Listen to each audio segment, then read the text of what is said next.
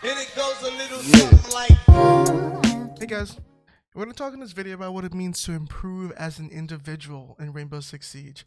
I'm going to break this up into two parts, both your aim and your decisions. I'm going to talk about what it means to flesh out your aim, the different aspects of aim in Rainbow Six, and then we'll talk about decision making, how you can improve both sides. When it comes to aim, I think there's two major ways you can practice your aim. T-hunts or possibly just like aim training softwares like Aim Lab, Aim Hero, or Kaosx. I think those two things are huge, but I also think it's important to put time into the real game. I think creating T-hunts, it's really easy to get into the pattern of just being like a T-hunt master and constantly playing it. But like I think it's important to actually measure, am I improving here or am I just doing this to do it? And the routine is very important, friends, but I think it's really key to just consider how much is this actually helping me right now? Because like if I take a gunfight, what are my gunfights? What am I losing aim wise in detail? It's important. Like sometimes people just say that, yo, I just lost this fight. But like, how did you lose this fight? Was he strafing and your tracking was bad? Like, break down the aspects of your aim there that was really bad or good, or where you failed, and then you can focus on fixing that particular part of it. And I think that's where aim training softwares come into play here, like Kaosx and Aim Lab and Aim Hero, where they let you work in the specific aspects of your aim, and that's really hard to work on in a T-hunt environment. Do I want to work on my flicking? Sure, I can just focus work on flicking for an hour or two in any of these softwares. Do I want to work on my tracking? Do I want to work on like my one-shot accuracy? There's so many aspects of your aim, and I think like a lot of people tend to like either like it's really 0 or 100 with people when it comes to aim training softwares because they don't see it as actually playing the game. But it's just like if you're like in a football team and you're really bad at throwing, you have to work on your throws. A coach puts you in a situation where you work on your throws all day. So like, why don't we do that when it comes to gaming and like improving in gaming individually? When it comes to different aspects of our aim, the detailed aspects of it, and not just, oh, I sucked in this fight. Why did you suck?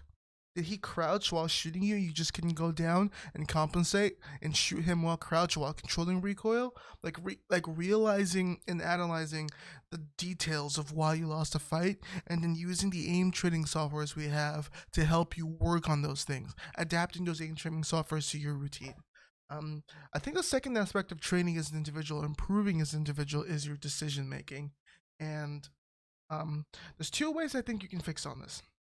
The first thing I think you need to do is watch your own demos. Shameless plug here. On this channel, I do VOD reviews. So if you'd like to see your VOD reviewed by someone to give you tips to improve, there'll be a link in the description. But watching and recording your own demos for scrims and even for ranked games can be so important.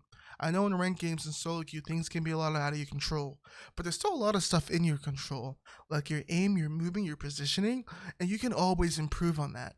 And watching your own demos and scrims and practice as your communication, reviewing and being hard on yourself and analyzing your mistakes and analyzing where you did great and like making notes of, yo, I did this great, and because I did this, the enemy team in the next round had to adapt this way, which made them like drone slower and like honestly hurt their time. And I think I did this really good job as a roamer, being able to recognize the things you did well and the things you did bad, and then factoring that and taking to the next practice and making a mental note of it. So when you're in the next practice, you keep in mind, yo, I made these mistakes last time.